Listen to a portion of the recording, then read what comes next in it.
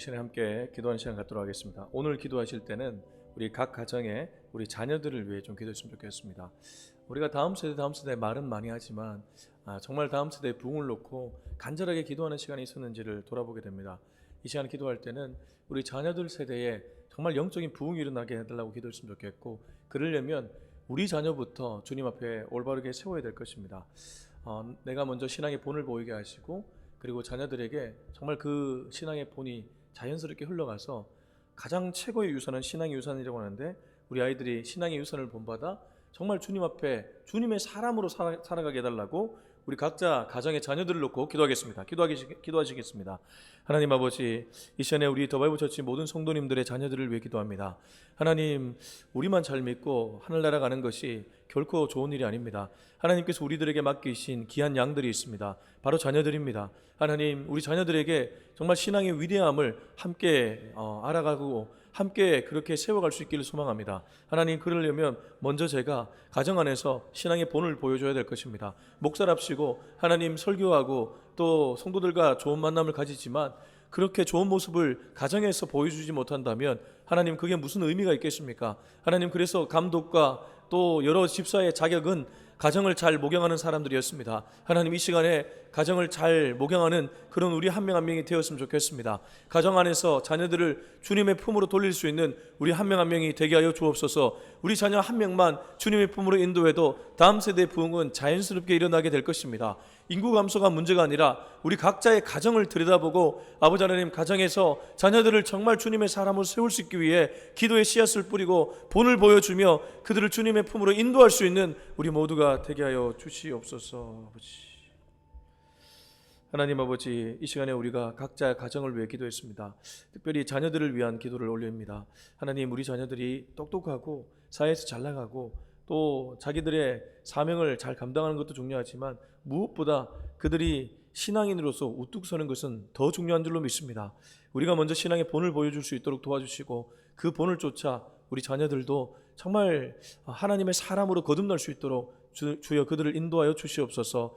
그들 세대에 우리보다 훨씬 나은 그러한 하나님의 사람들이 많이 배출될 수 있도록 주님 도와주시옵소서.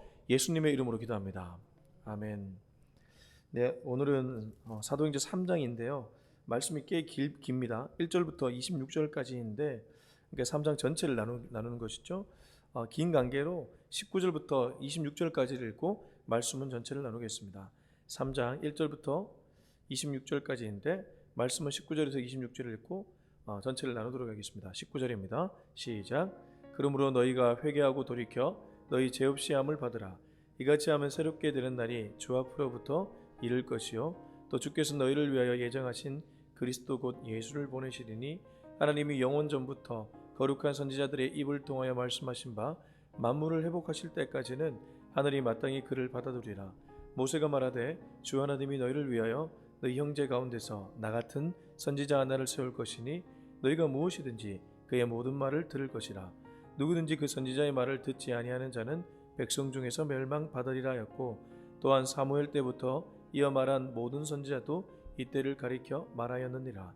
너희는 선지자들의 자손이요 또 하나님이 너희 조상과 더불어 세우신 언약의 자손이라.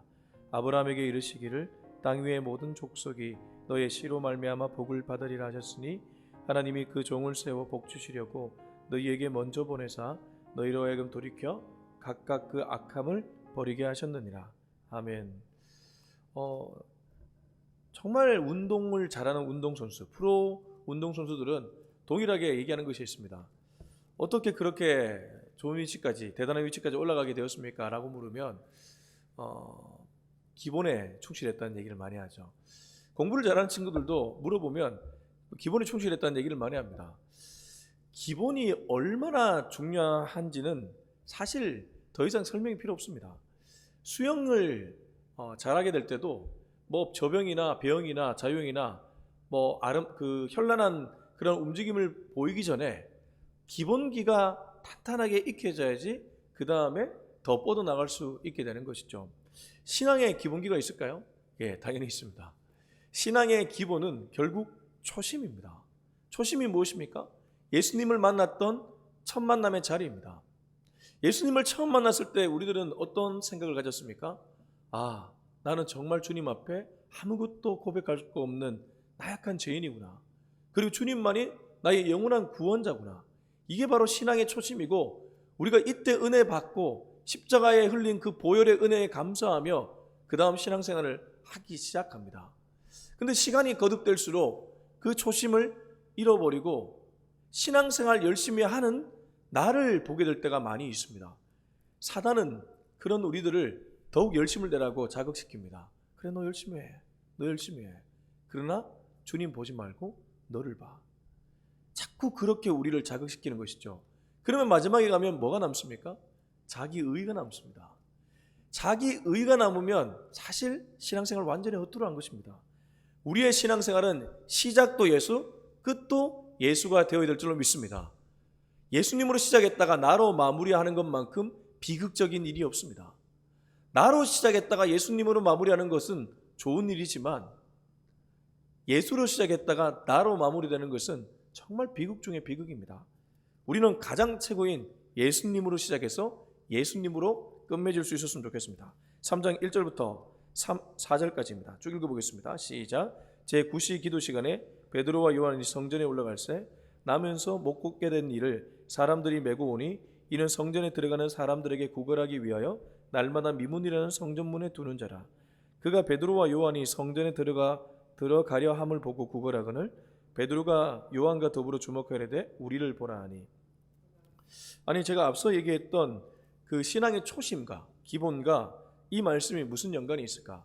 이 말씀은 사도행전에서 성령의 역사로 이 베드로와 요한이 이 나면서부터 못 걷게 된 일을 치유하는 장면인데, 가만히 보면 이 사람이 주목했던 것이 있습니다. 우선 4절 한번 다시 보실까요? 4절. 베드로가 요한과 더불어 주목하여 이르되 우리를 보라 하니. 왜 우리를 보라고 했을까요? 이 사람이 다른 것을 보았기 때문입니다. 1절 보시면 제9시 기도 시간에 베드로와 요한이 성전에 올라갔습니다. 아마 사도들은 그 당시에 정한 시간에 기도하러 다녔던 것 같습니다. 9시 기도면 우리로 치면 오후 3시입니다. 오후 3시에 베드로와 요한은 기도하러 올라갔습니다. 이때 나면서 못 걷게 된 이가 사람들이 그를 성전 문 앞에 두었던 것 같습니다. 근데 이 사람이 뭘 봤냐 하면, 여기 이 사람이 있었던 문을 미문이라고 표현하죠. 구걸하기 위하여 날마다 미문이라는 성전문에 두는 자라. 이 미문이 예루살렘 문 중에 가장 아름다운 문이었습니다. 그러니까 그래서 밑자를 쓰죠. 아름다운 밑자를. 그러니까 아름다운 문이었는데, 이 아름다운 문에 있는 본인은 어떠한 신세입니까? 본인은 구걸해서 하루하루를 연명해야 되는 그런 신세였다는 거죠. 그러니까 지금 이 사람은 뭘 보고 있습니까? 지나가는 사람들을 보고 있고 그 아름다운 미문을 보고 있었다는 것입니다. 내 신세는 왜 이런가? 나는 언제까지 이렇게 살아야 되나? 나도 저 사람들처럼 저렇게 살 수 없나? 나도 저 성전의 미문처럼 저런 아름다운 모습을 갖춰 살아갈 수 없나? 그가 봤던 것은 언제나 사람이나 그리고 아름다운 문이었습니다. 근데 그때 그곳을 지나가던 베드로 요한이 뭐라고 얘기합니까? 4절, 앞서 얘기했던 4절을 보시면 베드로가 요한과 더불어 주목하여 이르되 우리를 보라 하니. 왜 자기들을 보라고 했을까요? 이 사람의 눈에 맺혀 있는 그런 한가, 그리고 이 사람이 부러워하는 그런 부러움이 잘못되었다는 것을 알고 방향을 바꿔주고 있습니다. 여기서 베드로와 요한을 보라고 한 것은 사실 베드로와 요한 뒤에 있는 예수를 보라고 한 것과 다름없습니다. 그래서 이렇게 얘기하죠. 우리 5절부터 7절까지 읽어보겠습니다. 시작. 그가 그들에게서 무엇을 얻을까요 바라보거늘 베드로가 이르되 은과 금은 내게 없거니와 내게 있는 이것을 내게 주노니 나사렛 예수 그리스도의 이름으로 일어나 걸으라고 오른손을 잡아 일으키니 발과 발목이 곧 힘을 얻고.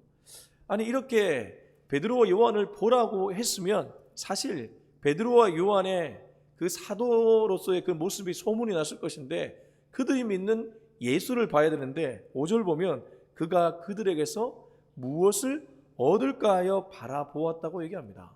여전히 이 사람은 베드로와 요한에게 흘러나오는 무언가를 바라봤다는 것이죠. 마치 우리로 치면 이런 것과 같습니다. 예수님을 믿는데 예수님 자체를 믿는 것이 아니고 예수님을 통해 흘러나오는 무언가, 예수님을 통해 얻을 수 있는 무언가를 바라보는 것은 예수님을 보는 것이 아닙니다. 베드로와 요한은 그래서 6절에 이렇게 얘기합니다.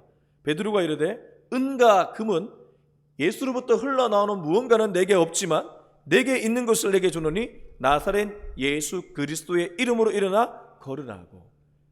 여러분, 우리가 평생 봐야 될 것이 무엇입니까? 예수님 자체인 줄로 믿습니다.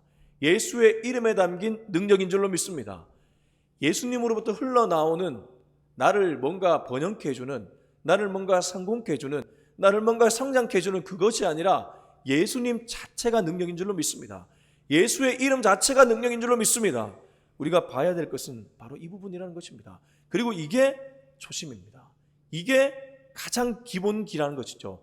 영적 기본기가 무엇입니까? 영적인 초심이 무엇입니까? 다시 예수께로 돌아가는 일입니다. 예수님이 아닌 예수님 비슷한 것에서 우리의 시선을 다시 예수님께로 0점 초정하는 것, 바로 그것이 우리의 초심으로 돌아가는 일이죠. 그랬더니 오른손을 잡아 일으키니 발과 발목에 힘을 얻었다고 합니다. 나면서 못 걷게 된 이가 발과 발목에 갑자기 힘이 얻어져서 기적이 일어난 것이죠. 8절부터 10절입니다. 시작. 뛰어 서서 걸으며 그들과 함께 성전으로 들어가면서 걷기도 하고 뛰기도 하며 하나님을 찬송하니 모든 백성이 그 걷는 것과 하나님을 찬송함을 보고 그가 본래 성전 미문에 앉아 구걸하던 사람인 줄 알고 그에게 일어난 일로 인하여 심히 놀랍게 여기며 놀라니라. 그가 이제 진짜 걷게 되니까 본인도 놀랐겠죠. 8절 뛰어서서 걸으며 그들과 함께 성전으로 들어가면서 걷기도 하고 뛰기도 하고, 아마 이 사람이 놀래가지고 막 여기 막 날뛰었던 것 같습니다. 한 번도 걸어본 적이 없는 사람이 갑자기 걷게 되니까 놀라는 것이죠. 그래서 하나님을 찬송합니다.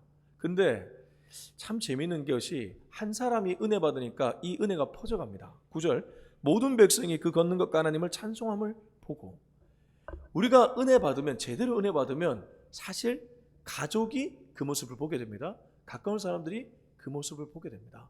간접 전도가 일어나게 되는 것이죠. 그래서 10절 그가 본래 성전 미문에 앉아 구걸하던 사람인 줄 알고 그에게 일어난 일로 인하여 심히 놀랍게 여기며 놀라니라. 이 한 사람이 주님께로 돌아오고 이 한 사람이 주님의 사람으로 거듭나니까 이 은혜가 주변으로 퍼져가기 시작한다는 것입니다. 그래서 여러분, 지금도 한 영혼입니다.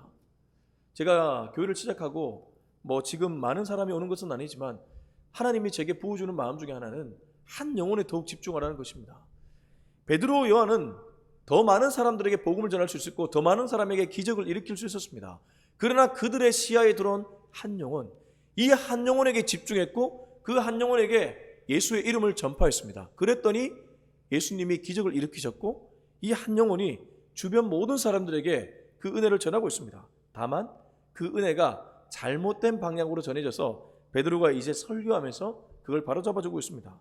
11절부터 26절까지는 이른바 베드로가 성전 미문에서 날 때부터 안진병이었던 자를 치유한 후에 몰려든 사람들, 특별히 솔로몬의 행각에 몰려든 사람들에게 설교하는 장면입니다. 11절 12절 같이 읽어보겠습니다. 시작. 나은 사람이 베드로와 요한을 붙잡으니 모든 백성이 크게 놀라며 달려나아가 솔로몬의 행각이라 불리우는 행각에 모이거늘 베드로가 이것을 보고 백성에게 말하되 이스라엘 사람들아 이 일을 왜 놀랍게 여기느냐? 우리 개인의 걷는과 경건으로 이 사람을 걷게 한 것처럼 왜 우리를 주목하느냐? 자, 11절 나은 사람, 이 안진뱅이를 얘기하죠. 이 사람이 나은 후에 베드로 요한을 붙잡았습니다. 왜냐하면 이 사람에게 뭔가 더 얻을 것이 없을까 싶어서 그랬을 수도 있을 겁니다. 아니면 이 사람들이 말하는 예수님을 더 잘 알고 싶어서 그랬을 수도 있을 겁니다. 아무튼 그렇게 붙잡았습니다. 모든 백성이 크게 놀라며 달려나가 솔로몬의 행각이라 불리우는 행각에 모였습니다. 아마 이 사람이 붙잡아서 솔로몬의 행각이 같고 그 모습을 앞서 얘기했던 주변 사람들도 보았고 몰려들었습니다. 근데 여기서 베드로가 아주 중요한 얘기를 합니다. 우리 12절 한 번 더 읽었으면 좋겠습니다. 12절 시작. 베드로가 이것을 보고 백성에게 말하되 이스라엘 사람들아 이 일을 왜 놀랍게 여기느냐? 우리 개인의 걷는과 경건으로 이 사람을 걷게 한 것처럼 왜 우리를 주목하느냐? 신앙은 시선 맞춤이 중요합니다. 뭘 보느냐가 그 사람의 신앙입니다. 지금 이 사람들은 결국 누구를 보고 있습니까? 여전히 기적을 일으킨 사람을 보고 있습니다. 분명히 베드로는 은과 금은 내게 없다. 달리 말하면 나를 보지 말고 예수님으로부터 흘러나오는 무언가를 보지 말고 예수님을 보라고 얘기했는데 여전히 이 사람들은 자꾸 베드로를 보고 있는 겁니다. 근데 우리도 그럴 때가 있지 않습니까? 대형교회 유명한 목사님, 그분들을 봐서는 안 됩니다. 그분들이 전하는 예수님을 봐야 될 줄 믿습니다. 여러분, 언제나 중요한 것은 사람이 아닙니다. 사람이 아니라 그 사람이 전하는 메시지, 특별히 그 메시지 안에 있는 예수 그리스도인 줄 믿습니다. 그래서 베드로가 이것을 보고 백성에게 말하되 이스라엘 사람들아, 이 일을 왜 놀랍게 여기느냐? 우리 개인의 권능과 경건으로 이 사람을 걷게 한 것처럼 왜 우리를 주목하느냐? 베드로가 이걸 놓치지 않았습니다. 저는 한국교회 회복되어야 될 영성 중에 하나가 예수님을 향한 장애물을 걷어치우는 것입니다. 예수님께 나아가는데 장애물이 사람이라면, 그게 유명한 사람이라면 그 사람도 사라져야 됩니다. 언제나 예수님과 우리 사이에 1:1 관계가 맺어져야 된다는 것입니다. 예수님께 시선 맞추는 할 수 있는 저와 여러분이 되었으면 좋겠습니다. 우리 13절부터 15절 읽어보겠습니다. 시작. 아브라함과 이삭과 야곱의 하나님 곧 우리 조상의 하나님이 그의 종 예수를 영화롭게 하셨느니라. 너희가 그를 넘겨주고 빌라도가 놓아주기로 계리한 것을 너희가 그 앞에서 거부하였으니 너희가 거룩하고 의로운 일을 거부하고 도리어 살인한 사람을 놓아주기를 구하여 생명의 주를 죽였도다. 그러나 하나님이 죽은 자 가운데서 그를 살리셨으니 우리가 이 일의 증인이라. 근데 베드로의 설교가 참 제가 더 이상 설명할 필요가 없을 정도로 탁월합니다. 왜냐하면 베드로는 여러 가지 메시지를, 설교의 여러 가지 중요한 요소를 그대로 담고 있기 때문입니다. 첫 번째는 설교에서 중요한 게 그 앉아있는 회중들이 누구인지를 잘 파악하는 것입니다. 설교학에서는 이걸 청중 분석이라고 합니다. 청중들이 누구인지를 잘 알아내는 것이죠. 베드로가 지금 소환하고 있는 인물들이 누구입니까? 13절 아브라함과 이삭과 야곱입니다. 아브라함, 이삭, 야곱 유대인들에게 가장 중요한 인물들이었습니다. 지금 앉아있는 사람들 누구입니까? 유대인들이었습니다. 솔로몬의 행각에 모여있는 유대인들이었습니다. 청중 분석을 탁월하게 했죠. 그리고 설교에서 가장 중요한 것은 자기의 이름을 높이는 것이 아니라 예수님의 이름을 높여야 됩니다. 근데 예수님의 이름을 높이기 전에 가정으로 가는 단계가 있습니다. 그게 우리가 이전에 누구였는지를 얘기해 주는 것인데 베드로는 지금 정확하게 이 유대인들이 누구였는지를 얘기해 줍니다. 아브라함과 이삭과 야곱의 하나님 곧 우리 조상의 하나님이 그의 종 예수를 영화롭게 하셨느니라. 그런데 너희가 그를 넘겨주고 빌라도가 놓아주기로 결의한 것을 너희가 그 앞에서 거부했다. 너희는 하나님이 영화롭게 만든 예수를 거부했구나. 다르게 말하면 너희는 하나님을 떠나 저 멀리 죄를 짓고 살았구나. 지금도 마찬가지 아닙니까? 교회 안에서도 교회만 다니지 예수님을 거부하고 예수님 따로 나 따로 살아간 사람이 있고, 교회 밖의 사람들은 말할 것도 없죠. 그들은 여전히 방향이 자기를 위한 방향, 그리고 세상을 위한 방향, 그 방향으로 살아가고 있습니다. 지금 베드로는 그 방향을 계속 수정해주고 있습니다. 거부했던 예수를 하나님은 영화롭게 하셨다. 14절 너희가 거룩하고 의로운 일을 거부하고 도리어 살인한 사람 바라바를 얘기하죠. 그 사람을 놓아주기를 구했고 생명의 주, 이거 정확하게 번역하면 생명의 선구자입니다. 생명의 선구자인 그를 죽였구나. 그는 생명의 다리를 놓아줬는데 너희는 그 다리를 끊을 뿐만 아니라 도리어 그를 죽였구나.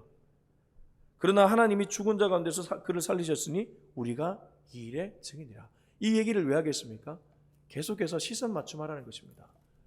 그렇게 너희가 거부했던 방향을 완전히 달리 갔지만 이제 다시 돌아오라고 얘기하고 있습니다. 16절부터 18절 읽어보겠습니다. 시작. 그 이름을 믿음으로 그 이름이 너희가 보고 아는 이 사람을 성하게 하였나니 예수로 말미암아 난 믿음이 너희 모든 사람 앞에서 이같이 완전히 낫게 하였느니라. 형제들아 너희가 알지 못하여서 그리하였으며 너희 관리들도 그리한 줄 아노라. 그러나 하나님이 모든 선지자의 입을 통하여 자기의 그리스도께서 고난 받으실 일을 미리 알게 하신 것을 이와 같이 이루셨느니라. 그리고 나서 16절에 그 이름을 믿음으로 그 이름이 너희가 보고 아는 이 사람을 성하게 하였나니, 0점 조정 정확하게 해주고 있죠. 방향 수정 정확하게 해주고 있습니다. 하나님을 멀리 떠나 그를 거부했던 사람들, 하나님께로 나와도 하나님을 믿는 것이 아니라 하나님으로부터 흘러나오는 무언가를 믿는 사람들에게 정확하게 하나님의 이름, 예수 자체를 믿으라고 얘기하고 있습니다. 예수로 말미암아 난 믿음, 이게 가장 중요하다는 것입니다. 이 믿음이 너희 모든 사람 앞에서 이같이 완전히 낫게 하였느니라. 그런데 여기서 베드로가 참 인간적인 면모를 잘 발휘하는데 17절 보면 형제들아 너희가 알지 못하여서 그리하였으며 너희 관리들도 그리한 줄 아노라. 마치 예수님이 십자가에 달리실 때 저들은 저들의 죄를 모릅니다 라고 말하면서 저들의 죄를 용서해달라고 마치 얘기했던 것처럼 베드로도 그들을 향해 얼마나 증오스럽겠습니까? 내가 좋아하는 예수를 십자가에 못 박도록 내어준 사람인데도 그렇게 말하지 않고 형제들아 너희가 알지 못하여서 그리하였으며 너희 관리들도 그리한 줄 아노라. 여러분, 우리가 자칫 인간이 죄인이라는 프레임으로 사람들에게 다가가면서 오히려 인간들을 증오하려고 할 때가 있습니다. 그건 정말 잘못된 부분입니다.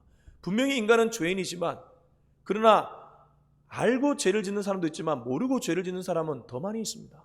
사실 우리가 전부 모르고 죄를 지을 때가 더 많이 있지 않습니까? 그렇기 때문에 주님은 그 죄인을 구원하기 위해 이 땅에 오신 것이죠. 베드로는 그걸 알았기 때문에 영혼을 건져내려고 이런 말을 하고 있습니다. 그러나 하나님이 모든 선지자의 입을 통하여 자기 그리스도께서 고난받으실 일을 미리 알게 하신 것을 이와 같이 이루셨느니라. 결국 하나님은 너희들을 구원하기 위해 일을 하셨다, 그 얘기를 하고 있습니다. 자, 19절부터 26절까지 읽고 마무리하겠습니다. 19절부터 26절까지 시작. 그러므로 너희가 회개하고 돌이켜 너희 죄 없이 함을 받으라. 이같이 하면 새롭게 되는 날이 주 앞으로부터 이를 것이요 또 주께서 너희를 위하여 예정하신 그리스도 예수를 보내시리니 하나님이 영원 전부터 거룩한 선지자들의 입을 통하여 말씀하신 바 만물을 회복하실 때까지는 하늘이 마땅히 그를 받아두리라. 모세가 말하되 주 하나님이 너희를 위하여 너희 형제 가운데서 나 같은 선지자 하나를 세울 것이니 너희가 무엇이든지 그의 모든 말을 들을 것이나 누구든지 그 선지자의 말을 듣지 아니하는 자는 백성 중에서 멸망받으리라 하였고 또한 사무엘 때부터 이어 말한 모든 선지자도 이때를 가리켜 말하였느니라. 너희는 선지자들의 자손이요 또 하나님이 너희 조상과 더불어 세우신 언약의 자손이라. 아브라함에게 이르시기를 땅 위의 모든 족속이 너의 씨로 말미암아 복을 받으리라 하셨으니 하나님이 그 종을 세워 복 주시려고 너희에게 먼저 보내사 너희로 하여금 돌이켜 각각 그 악함을 버리게 하셨느니라. 베드로가 이렇게 예수님을 십자가에 못 박았던 사람들을 향해 증오하거나 미움을 감정을 내뱉는 것이 아니고 그들의 영혼을 돌이키기 위해 19절에서 21절 너희가 회개하고 돌이켜 죄 없이 함을 받으라. 이같이 하면 새롭게 되는 날이 주 앞으로부터 이를 것이다. 주께서, 여기서부터 중요한 얘기 나옵니다. 주께서 너희를 위하여 예정하신 그리스도 곧 예수를 보내시리니. 베드로가 지금 유대인들, 솔로몬 행각에 모였던 유대인들을 보는 눈은 무엇입니까? 너희들은 십자가에 예수를 못 박았지만 예수는 바로 너희를 위하여 이 땅에 왔다. 다르게 말하면 나를 위해 왔다는 것이죠. 20절 너희를 위하여, 22절 모세가 말하되 주 하나님이 너희를 위하여, 몇 절이죠? 3절 누구든지 그 선지자의 말을 듣지 아니하는 자는 백성 중에서 멸망받으리라 하였고, 그리고 25절 너희는 선지자들의 자손이요, 26절 하나님이 그 종을 세워 복 주시려고 너희에게 먼저 보내사 너희로 하여금 돌이켜. 동일하게 반복되는 것이 무엇입니까? 바로 너희를 위해 예수님이 십자가에 달렸고 너희를 위해 하나님이 그 아들을 이 땅에 보내셨다. 그리고 너희는 언약 자손이다.